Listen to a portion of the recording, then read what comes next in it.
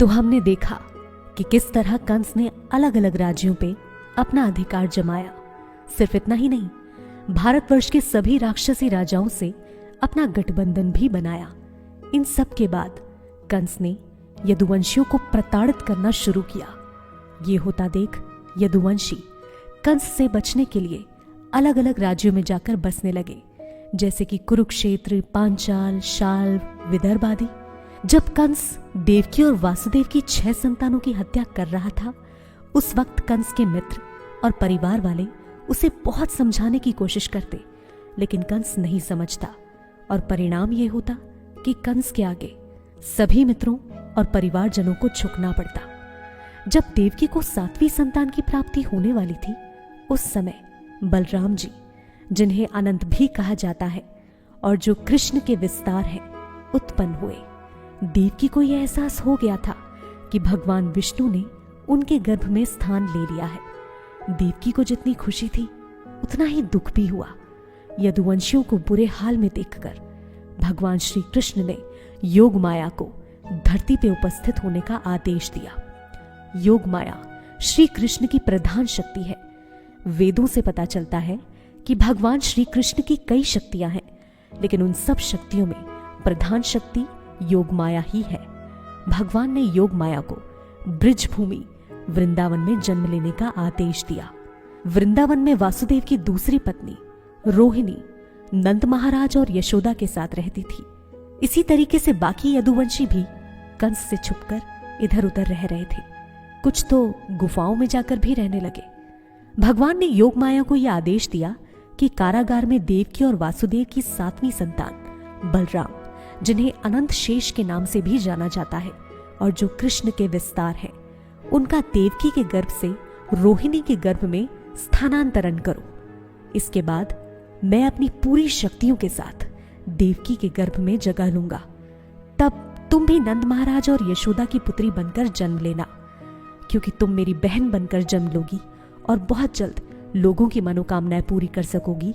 इसलिए वो लोग जो भौतिक संसार में सफल होना चाहते हैं, तुम्हें दुर्गा, भद्रकाली, विजया, वैष्णवी, कुमुद, चंडिका, माधवी, माया, नारायणी, शारदा और अंबिका के रूप में पूजेंगे। भगवान श्री कृष्ण शक्तिशाली है और योग माया शक्ति है। शक्ति हमेशा ही शक्तिशाली के अधीनस्थ रहती है। जो भौतिकवादी लोग हैं वो शक्ति की पूजा करते हैं, और जो पारलौकिकवादी लोग हैं वो शक्तिशाली की पूजा करते हैं। शक्ति यानी दुर्गा की पूजा करने वालों को भौतिक आनंद बड़ी आसानी से मिल जाता है, लेकिन परम आनंद के लिए शक्तिशाली की ही पूजा की जानी चाहिए। भगवान श्री कृष्ण ने योग माया से यह भी कहा कि मेरा विस्तार अनंत शेष जब बलपूर्वक देवकी के गर्भ से रोहिणी के गर्भ में जाएगा तो संकर्षण कहलाएगा और सभी आध्यात्मिक शक्तियों यानी कि आध्यात्मिक बलों का स्रोत बनेगा। अपने जन्म के पश्चात वो संकर्षण या बलराम कहलाएगा। उपनिषद से पता चलता है कि कोई भी व्यक्ति आत्म साक्षात्कार की पराकाष्ठा को बलराम की कृपा के बिना नहीं पा सकता। योग माया ने भगवान के आदेश अनुसार जब देवकी के गर्भ से बलराम को रोहिणी के गर्भ में स्थानांतरित किया, तब देवकी और रोहिणी दोनों ही योग निद्रा में थी। इस दौरान लोगों को लगा कि देवकी का गर्भपात हुआ है। इन सब के बाद भगवान श्री कृष्ण ने वासुदेव के मन में प्रवेश किया। ये समझने वाली बात है कि भगवान श्री कृष्ण ने पहले वासुदेव के हृदय में जन्म लिया और उसके बाद देवकी के हृदय में गए। भगवान श्री कृष्ण देवकी के गर्भ में वीर्य के द्वारा नहीं गए थे। भगवान किसी भी प्रकार से जन्म ले सकते हैं। मनुष्यों की तरह एक ही तरह से जन्म लेने के लिए भगवान बाध्य नहीं है। वासुदेव ने अपने हृदय में भगवान को एक चमकते सूरज की तरह देखा, जिसकी रोशनी इतनी तेज थी कि कोई भी मनुष्य उसको सहन नहीं कर सकता था। इसी प्रकार भगवान की पूरी शक्ति वासुदेव के हृदय से देवकी के हृदय में गई और इस तरह भगवान श्री कृष्ण ने वासुदेव से होते हुए देवकी के गर्भ में प्रवेश किया। देवकी के चेहरे पे बेहद खूबसूरत चमक दिखने लगी। ये देखकर कंस समझ गया था कि भगवान ने देवकी के गर्भ में प्रवेश कर लिया है। कोई भी देवकी को देखकर यह समझ सकता था कि उनके गर्भ में जो संतान है वो कोई साधारण संतान नहीं है। अब कंस को ये समझ नहीं आ रहा था कि वो क्या करे। उसको ये पता था कि भगवान की इच्छा को नहीं बदला जा सकता। उसे ये समझ आ चुका था कि अगर वो इस वक्त देवकी की जान लेता तो उसके साथ जितना बुरा होना है उससे भी कहीं ज्यादा बुरा हो सकता है। देवकी को इस वक्त मारना उसकी प्रतिष्ठा को ठेस पहुंचा सकता था। कंस इसीलिए हर समय देवकी को मारने की अच्छाई और बुराई के बारे में सोचने लगा। बहुत सोचने के बाद कंस ने फैसला किया कि वो अभी देवकी को नहीं मारेगा। उसने संतान के जन्म लेने की प्रतीक्षा करने का निश्चय किया। अब से वो हर वक्त केवल कृष्ण का विचार करने लगा। सोते जागते, खाते पीते, चलते बैठते उसके दिमाग में सिर्फ कृष्ण थे। इसी समय ब्रह्मा और भगवान शिव, नारद मुनि और बाकी देवी देवताओं के साथ कंस के महल में अदृश्य रूप से प्रकट हुए और भगवान श्री कृष्ण से प्रार्थना करने लगे।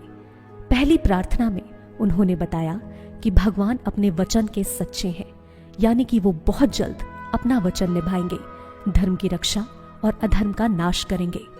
दूसरी प्रार्थना में उन्होंने भगवान श्री कृष्ण को सत्यम परम कहा, यानी कि केवल भगवान श्री कृष्ण ही परम सत्य थे, हैं और रहेंगे।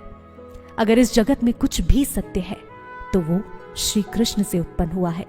अगर कोई भी अधिकता है तो वो श्री कृष्ण से आई है। अगर कोई भी प्रतिष्ठा है तो वो श्री कृष्ण से आई है। अगर कोई बल है तो वो श्री कृष्ण से आया है। अगर कोई बुद्धि या शिक्षा है वो भी श्री कृष्ण से आई है। इसलिए भगवान श्री कृष्ण ही सत्यम परम है। प्रार्थना जारी रखते हुए देवताओं ने कहा कि आपको समझ पाना इतना आसान नहीं है, इसलिए आप जन्म ले रहे हैं ताकि आपके भक्त आपको समझ सकें। कृष्ण भक्तों के लिए बहुत प्रिय है, लेकिन असुरी प्रवृत्ति के लोगों के लिए खतरनाक भी है। देवताओं ने उसी प्रार्थना में यह भी बताया कि जो लोग शून्य या किसी और वस्तु का ध्यान करते हैं वो हो सकता है कि कुछ समय के लिए सुख शांति पाते हों, लेकिन लौटकर उन्हें भौतिक जीवन में ही आना पड़ता है।